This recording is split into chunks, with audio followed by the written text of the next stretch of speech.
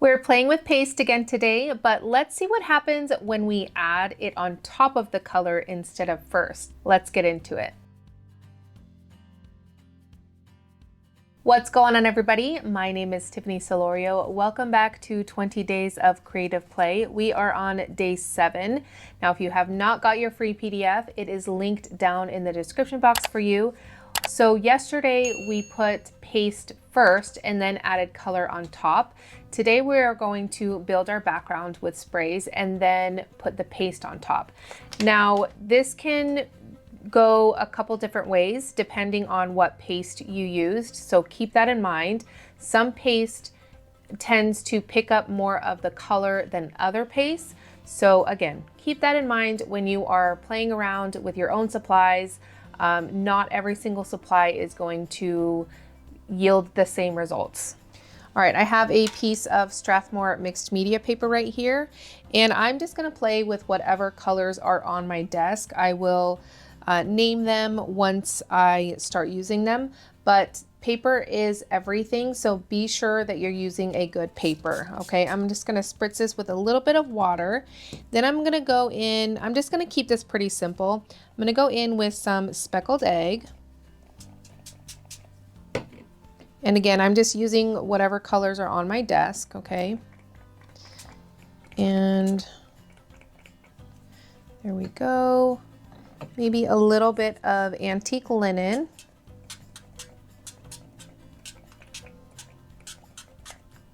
I'm going to spritz this with a little bit more water.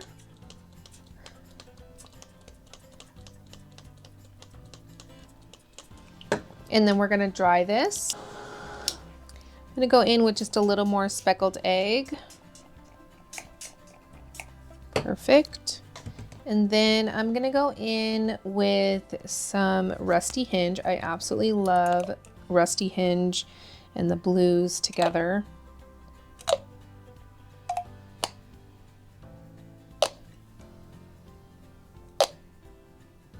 Now this is kind of the background that I was talking about on day, 5, when I was talking about intentional color placement.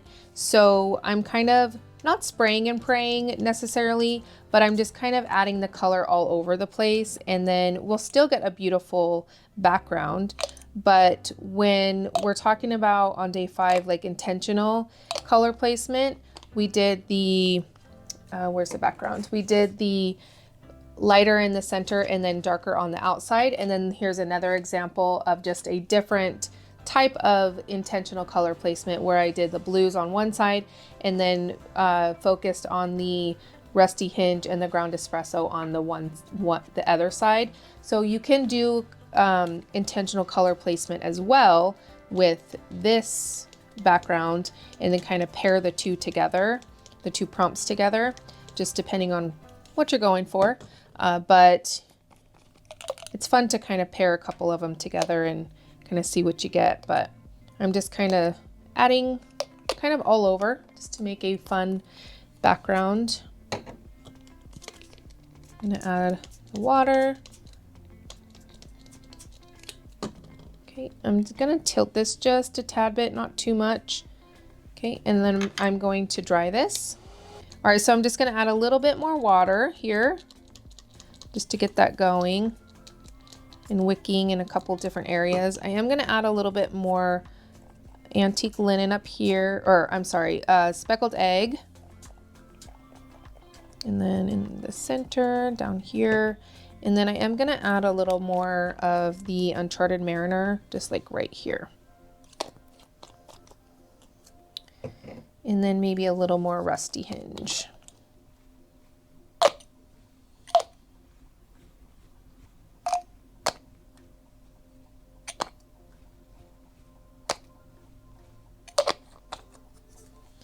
Okay, and then we're just gonna spritz this.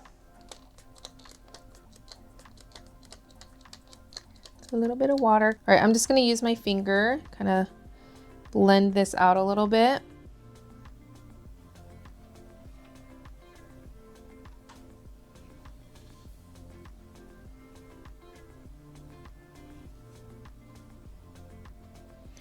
think I want a little bit more of the Uncharted Mariner on the side there, and then a little tiny bit there, and then maybe there. And this is turning into intentional color placement, just in a different way. It was just kind of adding color wherever at first, but now that I'm looking at it, I'm kind of being more intentional with my color. Just trying to tie some of those other prompts together, so that you know that you can do a couple of them at the same time, and you don't always have to do just one technique unless that's what you want to do, of course. And we could have done some paste first and then added some paste after as well. So you're kind of doing both things. And I'm going to pick up a little bit of that color right there, and then a little tiny bit on the side there. Okay, now I really like this background. So what I'm going to do is I'm going to start building upon this background. Now, even though this prompt isn't really about building a background with sprays, I think it's important that you like what you do, right? Even if this is going in a technique binder or whatever you're wanting to do with it, so that you have the option, so you're not just stuck with a background or, you know, a panel that you're kind of like, eh. So I added some water. Okay, then we're gonna dry this. All right, because I have my Lost Shadow Oxide, I'm gonna try to get a little bit of that on here. Let's see how this sprays. Yeah, I think it might work. So what I'm gonna do is just try to get a little bit of a splatter there. Oh, that was too much. That's okay. I think maybe if I go like this instead. That's what I wanted right there. Well, I guess I could splatter it on.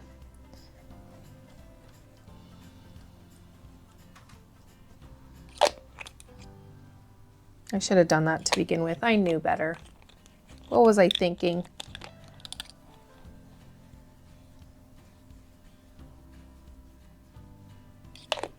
All right. Then I think color is good. So we're just going to continue to add water and build up our background. Okay.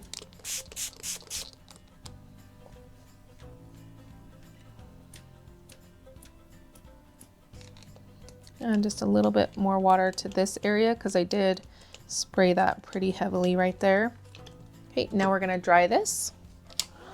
All right, now I turned my paper, and I do see that I need a little bit more Uncharted Mariner on the side here. Not much, and then a little tiny, okay, there we go. Sometimes these things have a mind of their own, so just be careful. I'm gonna add a little bit more of the oxide on this side. And then I think I'm gonna add just a little bit more of the rusty hinge.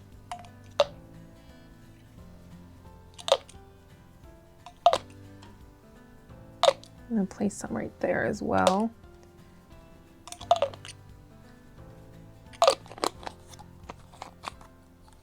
And then some ground espresso. Now I'm gonna use this very lightly because this will overpower, and I don't want it to overpower. I just want to add just a little more depth to my background. Okay. And then I'm going to spray those little spots to help it wick and do its thing.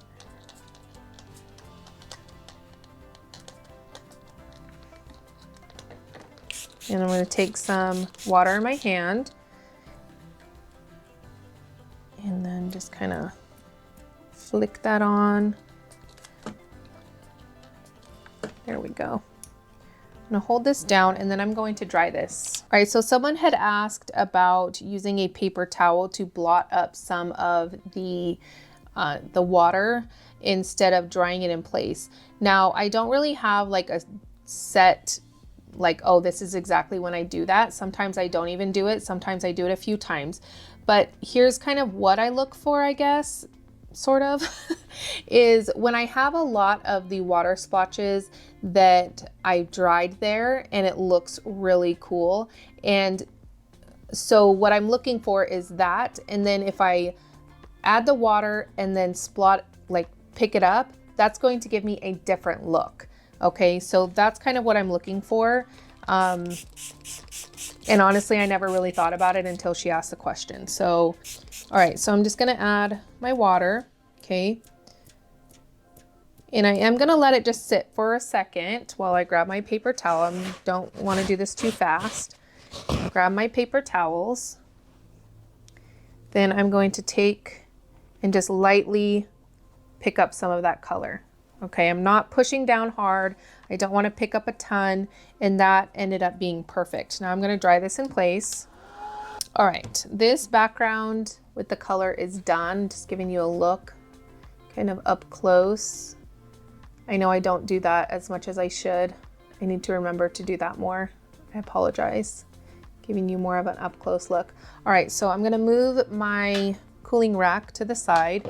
I am just going to use, let's see, what's in this one. All right, I'm going to use this stencil, which is from Sizzix and Vicky Booten. There's like 4 of them in a pack. And I'm not going to go crazy with the paste, okay? All right, I'm just going to take a little bit, and I'm not going to put it all over. At least I don't think. I could change my mind. I think I might just put it over top of those areas that have the oxide.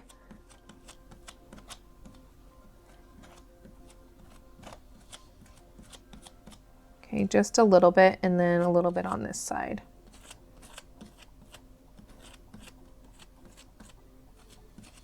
And then up, and I'm going to take this down a little bit to the side here, and then over.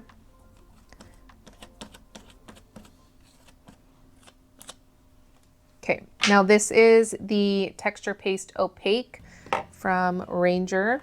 Now I'm just going to lift this up. And then you can kind of see it's already starting to pick up that color behind there, which is what I wanted. I don't want it to be so stark white, right? And you could see that I did do like more of a variation where I left some thicker and then some a little thinner in areas. This gives a lot of interest to a background. Now I'm just gonna dry this real quick. All right, so here is a look at the finished background. You could see that I added some of the paste a little lighter in some areas and thicker in other areas. And depending on how thick it was, then you're gonna see some of that color come through, and that really gives a lot of interest to the background. So you could see like these two are a lot thicker and they're a lot more whiter or like lighter. And then of course the thinner ones picked up more of that color. So I really love how this turned out, and I hope you give it a try, and I hope that you give different pastes a try, because each one is going to give you a different result depending on, you know, the medium you're using and also what paste you're using. There's so many different variables, but it's such a fun thing to do because you get a totally different look than spraying on top of the paste, right? Obviously, this isn't a great side-by-side comparison considering I use different colors, but it's not really meant to be that. It's just, these are meant to be like, you know, on their own. So yeah, I hope you enjoyed, and I hope you give this a try. And don't forget to download your free PDF. And I want to thank you all so much for stopping by, and I will catch you all for day 8.